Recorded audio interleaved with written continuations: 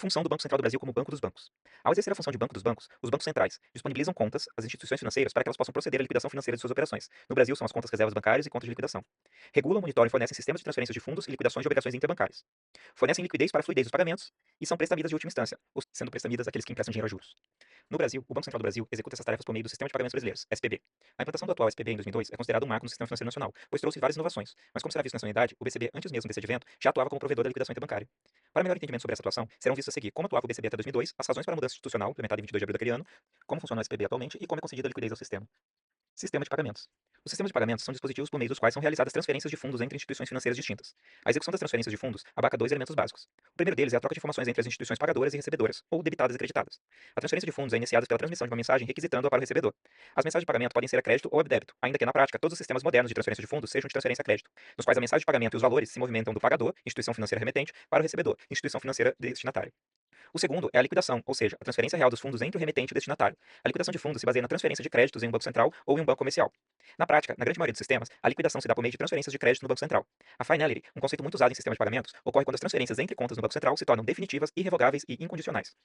Os sistemas de transferências interbancárias de fundos podem ser classificados de diversas maneiras. A primeira grande distinção em sistemas de pagamentos são os sistemas de transferências de fundos de grandes valores, que normalmente executam poucas transações de valores médios expressivos, com prazos de natureza mais crítica, que se diferenciam dos sistemas de transferência de fundos a varejo, que movimentam grande volume de pagamento de valores relativamente baixos, podendo, nesse caso, ter prazos um pouco mais elásticos de pagamentos, como, por exemplo, no caso dos cheques. Outra forma comum de distinguir os sistemas consiste em dividi-los em liquidação pelo valor líquido e pelo valor bruto. Em um sistema de liquidação pelo valor líquido, o término da obrigação ocorre em bases compensadas. A posição líquida de um participante é calculada em bases bilaterais ou multilaterais. Essa posição pode ser de crédito ou de débito. É chamada de posição líquida de compensação. E o que significa essas bases compensadas, bilaterais ou multilaterais? É que vão se acumular transações para só fazer a liquidação na forma líquida. Ou seja, o banco A transfere para o B R$ 1 milhão. O banco B transfere para o A R$ 900 mil. No líquido, eu vou pegar e transferir só R$ 100 mil do A para o B. Então eu vou juntar várias transações. Essa seria bilateral, multilateral seria se eu envolvesse mais do que duas instituições. Mas eu transfiro só o saldo, só o necessário, o líquido, para se ter as transações efetivadas. Em um sistema de liquidação pelo valor bruto, por outro lado, a liquidação de fundos ocorre a cada transação, ou seja, sem apuração dos saldos líquidos dos débitos contra os créditos. Os sistemas também podem ser classificados de acordo com o momento da liquidação. Eles podem ser agrupados em dois tipos: sistemas de liquidação em horário específico futuro ou em tempo real. Dependendo se o processamento ocorre de forma diferida, ou seja, adiada, ou em bases contínuas. A partir disso, surgem duas figuras importantes: a liquidação líquida diferida, LDL, em que a liquidação ocorre de forma compensada em horários futuros, e a liquidação bruta em tempo real, LBTR, em que a liquidação é feita transação a transação no momento que essas ocorrem. Então, se eu cruzar a liquidação diferida ao tempo real e sendo bruta ou líquida, eu poderia ter as combinações, uma diferida bruta, que seria transação a transação, mas no tempo futuro, que não faz tanto sentido. Poderia ter uma liquidação líquida diferida, que é a LDL. Então, eu espero um tempo, eu adio, né, eu difiro as transações, faço o saldo e faço menos transações só para cumprir o saldo de crédito ou débito. Tempo real bruto seria o LBTR. Então, fiz a transação, no momento eu executo ela. Então, nem tem como ser líquido no caso que é em tempo real. Eu não tenho tempo para acumular transações diferentes. Então, a tempo real líquida nem existe. A utilização de sistemas LBTR traz alguns benefícios, tais como a finality dentro do mesmo dia e redução do risco de crédito para os participantes. No entanto, gera custos maiores, pois há maior necessidade de capacidade de processamento do sistema e requer maior liquidez dos participantes. Por outro lado, a utilização de sistemas LDL pode trazer economia de liquidez, porém traz um aumento de risco de crédito. A sistemática de entrega contra pagamento, SCP, usada em sistemas que liquidam transações com ativos, títulos, ações, etc., consiste na ocorrência de dois eventos ao mesmo tempo: a transferência definitiva de títulos do vendedor ao comprador, que é a entrega, e a transferência definitiva de fundos do comprador ao vendedor, o pagamento. Outro conceito importante é o de contraparte central. Essa figura ocorre quando uma instituição interpõe-se entre as partes contratantes de um negócio, em um ou mais mercados financeiros, tornando-se a compradora de todos os vendedores e a vendedora de todos os compradores. Características do sistema de pagamentos vigente até 2002. Até o advento do Plano Real, em 1994, as elevadas taxas de inflação pressionavam o mercado nacional, e os ganhos financeiros superavam muitas vezes a lucratividade operacional dos empreendimentos. Assim, a tecnologia existente era focada em aspectos que possibilitassem agilidade no processamento das transações. A organização do sistema financeiro previa que apenas bancos comerciais, bancos múltiplos com carteira comercial e caixas econômicas possuíssem conta no Banco Central. As outras instituições liquidavam suas operações por meio de convênios firmados com os titulares de conta do Banco Central. O sistema anterior estava alicerçado em quatro importantes sistemas que tinham seus resultados líquidos diários lançados diretamente na conta de cada participante do Banco Central do Brasil: Sistema de Câmbio, Sistema Especial de Liquidação e Custódia, SELIC, Central de Custódia e Liquidação Financeira de Títulos, CETIP, Serviço de Compensação de Cheques e Outros Papéis, COMP. Tais lançamentos, efetuados pelo sistema, não passavam por nenhuma verificação de existência de saldo em conta de instituição financeira, considerando sempre a expectativa de que os lançamentos dos próximos sistemas cobrissem o ocasional saldo devedor. Ou seja, havia a possibilidade de saques a descoberto ao longo do dia, que teoricamente seriam cobertos por créditos oriundos de outros sistemas que liquidassem sua posição em horário posterior. O sistema não estava estruturado para que o Banco Central pudesse acompanhar as operações realizadas pelas instituições financeiras em tempo real. Como consequência, o saldo das contas do Banco Central era observado com base nas movimentações do dia anterior, permitindo inclusive o estorno de operações e de lançamentos valorizados, comandados pelo Banco Central com datas anteriores. Considerando a inexistência de mecanismos de controle, o Banco Central era praticamente obrigado a arcar com o risco de crédito, em eventual inadimplência de alguma instituição. Habitualmente, o Banco Central não devolvia os lançamentos sem cobertura e cobria a posição da instituição devedora, a fim de evitar problemas maiores ao mercado decorrente de uma crise sistêmica, em que a eventual inadimplência de um participante acabava gerando a inadimplência de outro, podendo se alastrar por todo o mercado. Essa armadilha institucional que o Banco Central se encontrava permitia aos participantes serem menos exigentes e menos críticos em suas avaliações de riscos, tanto envolvendo sistemas quanto em relação às contrapartes com quem operavam, risco moral. Reestruturação do SPB. Em 1999, foi aprovado pela diretoria do Banco Central do Brasil o projeto de reestruturação do sistema de pagamentos brasileiro, com as seguintes diretrizes: clara definição do papel do Banco Central do Brasil, regulamentação e monitoramento do sistema de pagamentos. Nesse sentido, qualquer sistema de liquidação no Brasil, para funcionar, deveria estar sujeito à autorização e à supervisão do Banco Central do Brasil, inclusive aqueles que liquidassem ativos. O Banco Central atuaria também como provedor de serviço de liquidação em LBTR, chamada STR, Sistema de Transferência de Reservas, observando os requisitos de segurança e o contínuo funcionamento do sistema, com índice de disponibilidade mínimo de 99,8%. Impossibilidade de saldo devedor nas contas das instituições financeiras junto ao BCB, com monitoramento em tempo real, tendo por consequência a redução do risco de crédito a que o BCB estava exposto. Irrevogabilidade e incondicionalidade dos pagamentos, finality. Instituição de novas câmaras de compensação e liquidação, com adoção de medidas de redução de riscos e de mecanismos adequados de contingência. Total conhecimento pelos participantes dos riscos envolvidos nos sistemas em que operassem. Redução da defasagem entre a contratação de operações e sua liquidação financeira. O risco em sistema de pagamento advém principalmente da defasagem entre a realização das transações e a respectiva liquidação financeira. Então, quanto maior fosse esse tempo, maior seria o risco. E a adoção de base legal apropriada. Ainda em 1999, foi editada uma medida provisória, posteriormente convertida na Lei 10.214 de 2001. Essa lei pode ser considerada um marco em termos de inovação e modernização das relações entre instituições financeiras nacionais, visto que conceituou o SPB, autorizando o BCB a continuar desenvolvendo e posteriormente implantar o STR, assegurou que os bens dados em garantia pelos participantes das câmaras fossem penhoráveis e regulou a criação e a atuação de câmaras e prestadores de serviço de compensação e liquidação. Com base na legislação, o Conselho Monetário Nacional, CMN, estabeleceu os princípios de funcionamento do novo SPB, que seguiriam as recomendações do Bank for International Settlements, BIS, no seu relatório chamado Princípios Fundamentais para Sistemas de Pagamentos Sistemicamente Importantes, editado em janeiro de 2001. O CMN também deu poderes ao BCB para regulamentar, autorizar o funcionamento e supervisionar os sistemas de compensação e de liquidação, sendo que, em se tratando de operações com valores mobiliários, as atribuições foram compartilhadas com a Comissão de Valores Mobiliários, CVM. Posteriormente, o Banco Central regulamentou e instrumentalizou o SPB por meio de diversos documentos normativos. Características do SPB. As transferências de fundos interbancários passaram a poder ser liquidadas em tempo real, em caráter irrevogável, por meio do STR, a partir da reestruturação do SPB em 22 de abril de 2002. Uma transação entre dois agentes econômicos passaria a ser realizada da seguinte maneira: a instituição financeira que será debitada elabora uma mensagem necessária e encaminha ao Banco Central, acontecendo então o seu processamento no STR. Se a instituição financeira apresentar saldo suficiente, a transação é liquidada e a instituição credora é notificada sobre o lançamento efetuado, terminando assim o ciclo financeiro.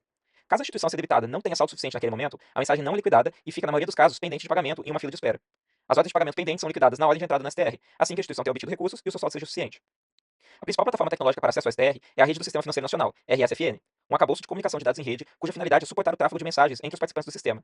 Operacionalmente, ela é formada por duas redes de telecomunicação independentes, titular e reserva, a ser usada em caso de falha da primeira. Cada participante é, obrigatoriamente, usuário das duas vias, por onde trafega as mensagens no padrão XML, de acordo com a regulamentação estabelecida em manuais e normativos específicos, divulgados pelo Banco Central. Composição do SPB.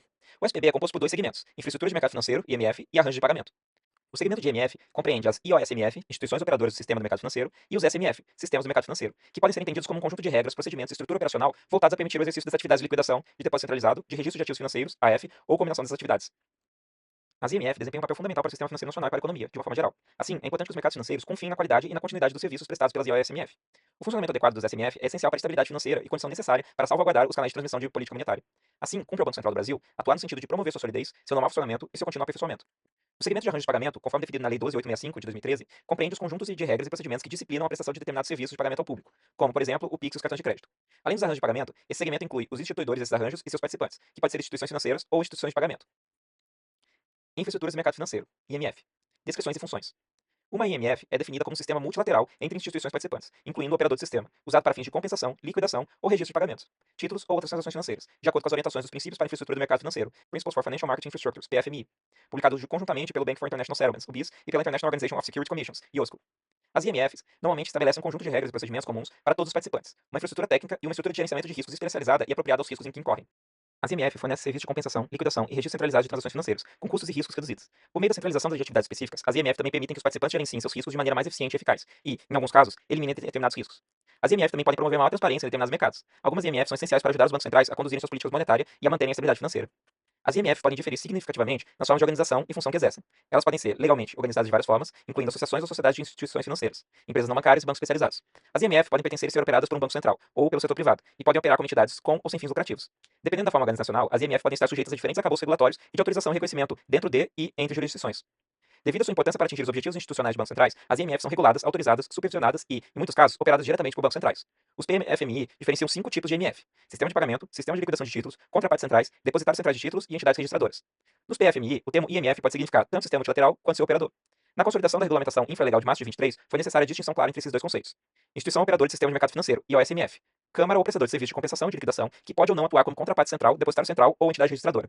Sistema do mercado financeiro. Sistema de liquidação que pode ou não contar com contraparte central, sistema de depósito centralizado ou sistema de registro. De acordo com a resolução do Banco Central 304, há dois tipos de sistema de pagamentos: o sistema de liquidação de transferência de fundos e o sistema de liquidação de moedas estrangeiras. O sistema de liquidação de transferência de fundos é o sistema de liquidação de ordens de transferências de recursos pecuniários em moeda nacional que não são contra a prestação de obrigações relacionadas a operações com moedas estrangeiras, ativos financeiros e valores imobiliários. Já o sistema de liquidação de moedas estrangeiras é um sistema de liquidação de obrigações relacionadas a operações associadas a moedas diferentes. Um sistema de pagamento é um conjunto de regras, instrumentos e procedimentos operacionais para a transferência de fundos entre participantes. O sistema inclui os participantes e a entidade que opera o acordo. Os sistemas de pagamento são, normalmente, baseados em um acordo entre os participantes ou entre os participantes e o operador do acordo, e a transferência de fundos é efetuada usando uma infraestrutura operacional definida. Um sistema de pagamento pode ser classificado de acordo com o valor das transações, importância sistêmica e quantas moedas liquidadas. Os sistemas de liquidação de transferência de fundos liquidam transações em reais, ao passo que os sistemas de liquidação de operações em moedas estrangeiras realizam pagamento contra pagamentos de moedas diferentes. No sistema de pagamento de pequenos valores, ocorre a transferência dos fundos com um grande volume de pagamentos de valor relativamente baixo em formas como cheque, transferência de créditos, débitos diretos e transação de pagamento com cartão. Os sistemas de pagamento de pequenos valores podem ser operados pelo setor privado ou pelo setor público, usando um mecanismo de liquidação diferida pelo valor líquido, LDL, multilateral, ou de liquidação bruta em tempo real, LBTR. Em contraste com os sistemas de pequenos valores, muitos sistemas de grandes valores são operados por bancos centrais, usando um LBTR ou mecanismo equivalente. Sistemas de pagamento sistemicamente importantes, em geral, são sistemas de pagamento de grandes valores. O sistema de pagamentos traz os seguintes benefícios para agentes de mercado e a sociedade em geral. 1. Há um aumento de confiança de indivíduos em transacionar mercadorias e serviços de forma rápida e barata, melhorando suas decisões de gastos e investimentos. 2. As empresas se beneficiam quando há um grande número de consumidores transacionando no sistema de pagamento. E 3. Ganhos de escala são obtidos com a introdução de inovações tecnológicas, permitindo que as instituições financeiras liberem recursos para que estes sejam alocados em iniciativas que beneficiam os participantes do sistema de pagamentos. Sistema de liquidação de títulos. A Resolução do Banco Central 304 define sistema de liquidação como um conjunto de regras, procedimentos e estrutura operacional para fins de liquidação, por meio do qual são realizados o processamento, a compensação e a liquidação de operações de transferência de fundos, de ativos financeiros e de valores imobiliários, com pelo menos 3 participantes diretos. Um sistema de liquidação permite que títulos sejam transferidos de acordo com um conjunto de regras e procedimentos pré-determinados. Esses sistemas permitem transferências de títulos unilaterais contra a entrega de outros títulos ou contra pagamento. Um sistema de liquidação de títulos pode confirmar operações transmitidas e realizar compensação multilateral de obrigações previamente à transferência dos títulos. O sistema de liquidação de títulos traz os seguintes benefícios para agentes do mercado e a sociedade em geral. Em primeiro lugar, é eliminado o risco de principal, por meio da entrega contra entrega e entrega contra pagamento. O risco de principal é aquele a qual uma contraparte incorre de perder o valor integral envolvido numa transação, ou seja, o risco de vendedor de um título não receber o valor dado em pagamento ou o risco de um comprador não receber o título pelo qual pagou. Em segundo lugar, quando há um diferimento na liquidação, há a mitigação de riscos de perdas residuais, o que permite que os intermediários financeiros negociem com contrapartes sem que seja necessária uma avaliação detalhada dos riscos, due diligence, dessas contrapartes.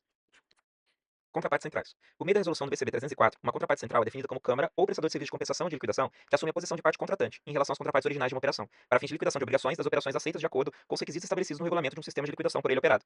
Uma contraparte central interpõe-se entre as contrapartes de contratos transacionados em um ou mais mercados financeiros, tornando-se compradora de todos os vendedores e vendedora de todos os compradores, assegurando assim a execução dos contratos em aberto. Uma contraparte central torna-se contraparte em negociações com participantes do mercado por meio de inovação. A eficácia dos controles de risco de uma contraparte central e a adequação dos seus recursos financeiros são essenciais para alcançar esses benefícios de redução de risco. Para cobrir suas exposições de crédito e de liquidez aos seus participantes com alto grau de confiança, inclusive em cenários extremos, as contrapartes centrais exigem um aporte de garantias, ajustes diários, chamados de margens intradiárias, constituem fundos de liquidação com recursos próprios e dos participantes e possuem meios para obter recursos nas moedas nas quais as obrigações são liquidadas. Devido ao potencial de reduzir o risco sistêmico nos mercados em que atuam, os organismos internacionais têm dado grande destaque às contrapartes centrais, desde a crise financeira de 2008, principalmente em decorrência da necessidade de liquidação por contrapartes centrais de derivativos padronizados ou padronizáveis. As contrapartes centrais servem para mitigar as ineficiências geradas pelas assimetrias de informações entre contrapartes do sistema financeiro, bem como reduzir significativamente os riscos de crédito, liquidez e mercado incorrido por seus participantes. As contrapartes centrais trazem benefícios aos seus participantes e à sociedade em geral, como, por exemplo, redução de forma significativa da necessidade de liquidez dos participantes por meio da compensação multilateral das posições. Ao contribuir somente com mais para as operações, os participantes podem deslocar recursos para as outras atividades. O risco de contágio entre participantes e as consequentes perdas sistêmicas são reduzidas devido ao alto grau de cobertura dos riscos de crédito e de liquidez. E quando o participante usa um contraparte central, ele pode transacionar sem a necessidade de realizar uma avaliação de riscos, due diligence, da contraparte e sem utilizar limites de crédito dessas contrapartes. No Brasil, somente podem atuar com contrapartes centrais as câmaras e os prestadores de serviços de compensação e liquidação autorizados pelo Banco Central do Brasil, e, quando envolver liquidação de valores imobiliários, pela Comissão de Valores Imobiliários, e contrapartes centrais estrangeiras reconhecidas pelo BC. Depositórios centrais.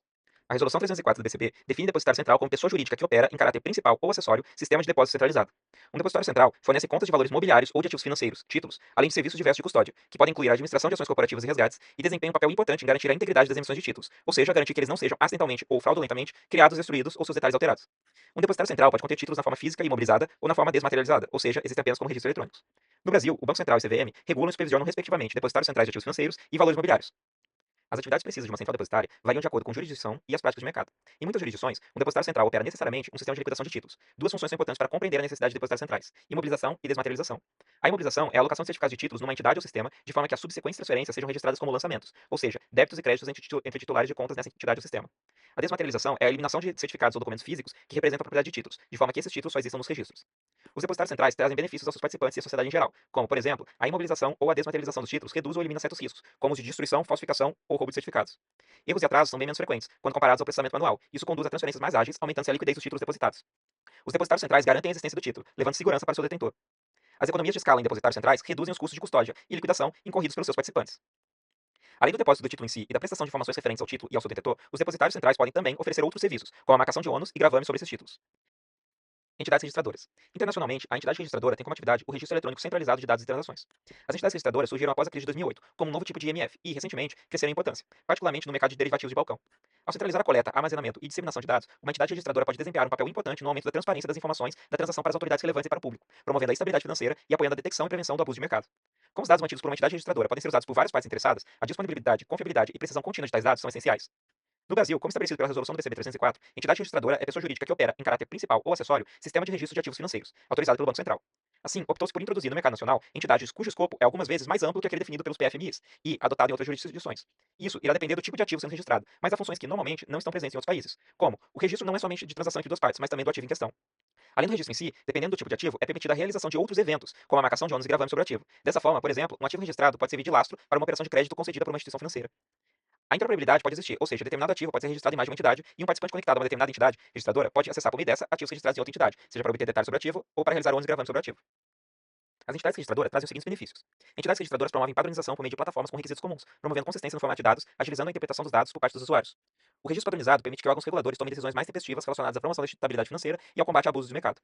No Brasil, a possibilidade de realização de ônus e gravames sobre os ativos registrados atua como um estímulo para as instituições financeiras concederem créditos a empresas que possuem recebíveis registrados nesse sistema. Arranjo de pagamentos. Um arranjo de pagamento é o conjunto de regras e procedimentos que disciplina a prestação de determinado serviço de pagamento ao público. As regras do arranjo facilitam as transações financeiras que usam dinheiro eletrônico. Diferentemente da compra com dinheiro vivo entre duas pessoas que se conhecem, o arranjo conecta todas as pessoas a que a ele aderem. É o que acontece quando o cliente usa uma bandeira de cartão de crédito numa compra que só é possível porque o vendedor aceita receber daquela bandeira.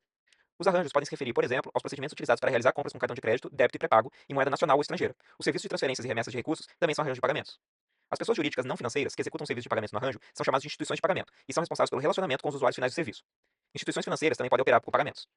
Alguns tipos de arranjos de pagamentos não estão sujeitos à regulação do Banco Central, tais como os cartão private label, emitidos por grandes varejistas e que só podem ser usados no estabelecimento que o emitiu ou em redes conveniadas. Também não estão sujeitos à supervisão do Banco Central os arranjos de pagamento de serviços públicos, como provisão de água, energia elétrica e gás, ou carregamento de cartões pré-pagos de bilhete de transporte. Incluem-se nessa categoria ainda os cartões de vale-refeição e vale-alimentação. A legislação proíbe que instituições de pagamento prestem serviços privativos de instituições financeiras, como a concessão de empréstimos e financiamentos, ou a disponibilização de conta bancária de poupança. Pix. Pix é o pagamento instantâneo brasileiro. O meio de pagamento criado pelo Banco Central em que os recursos são transferidos entre contas em poucos segundos, a qualquer hora do dia. É prático, rápido e seguro. O Pix pode ser realizado a partir de uma conta corrente, conta com poupança ou conta de pagamento pré-paga. Além de aumentar a velocidade em que o pagamento ou transferência são feitos e recebidos, o Pix tem potencial de alavancar a competitividade e eficiência do mercado, baixar o custo, aumentar a segurança e aprimorar a experiência dos clientes, incentivar a eletronização do mercado de pagamentos de varejo, promover a inclusão financeira e preencher uma série de lacunas existentes na cesta de instrumentos de pagamentos disponíveis, atualmente, à população. Sistemas operados pelo Banco Central.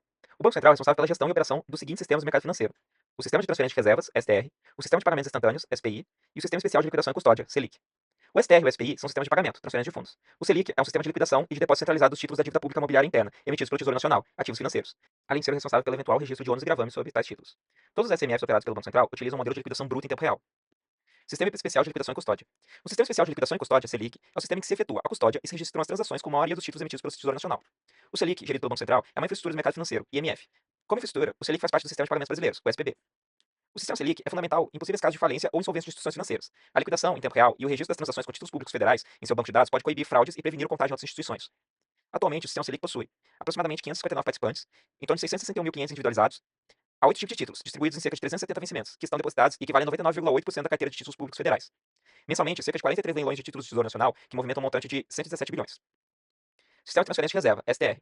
O Sistema de Transferência de Reserva, STR, é o coração do Sistema de Pagamentos Brasileiro, SPB, onde ocorre a liquidação final de todas as obrigações financeiras do Brasil. A transferência de fundos no STR é irrevogável, isto é, só é possível de desfazer uma transação por meio de outra transação no sentido contrário. Além disso, para garantir a solidez do sistema, no STR não há possibilidade de lançamento a descoberto, não se admite saldo negativo. O STR, regulamentado pela Resolução do Banco Central 105 de 2021, é um sistema que faz liquidação bruta em tempo real, LBTR, ou seja, que processa e liquida transação por transação. SPI, Sistema de Pagamento Instantâneo. O Sistema de Pagamento Instantâneo, SPI, é a infraestrutura centralizada e única para a liquidação de pagamentos instantâneos entre instituições distintas no Brasil. A operação da SPI, gerida pelo Banco Central, teve início em novembro de 2020. O SPI é um sistema que faz liquidação bruta em tempo real, LBTR, ou seja, que processa e liquida transação por transação. Uma vez liquidadas, as transações são irrevogáveis. Os pagamentos instantâneos são liquidados com lançamentos nas contas de propósito específico que as instituições participantes do sistema mantêm no Banco Central, denominadas contas pagamento instantâneo, contas PI. Para garantir a liquidez do sistema, não há possibilidade de lançamento a descoberto, isso é, não se admite saldo negativo nas contas PI. Sistemas autorizados pelo Banco Central. A exceção de sistemas operados pelo Banco Central compete ao BC ou à Comissão de Valores Mobiliários, conforme a área de atuação de cada autarquia, autorizar o funcionamento de sistemas de pagamentos financeiros no âmbito do sistema de pagamentos brasileiros. Nesse contexto, estão autorizados pelo Banco Central mais de 15 sistemas, e dentre os mais importantes podemos citar aqueles operados pela B3, Câmbio, Depositária, RV, Balcão, entre outros, o sistema COMP, compensação de cheques e outros papéis, operado pelo Banco do Brasil, e alguns operados pela CIP, como o CITRAF e o CILOC.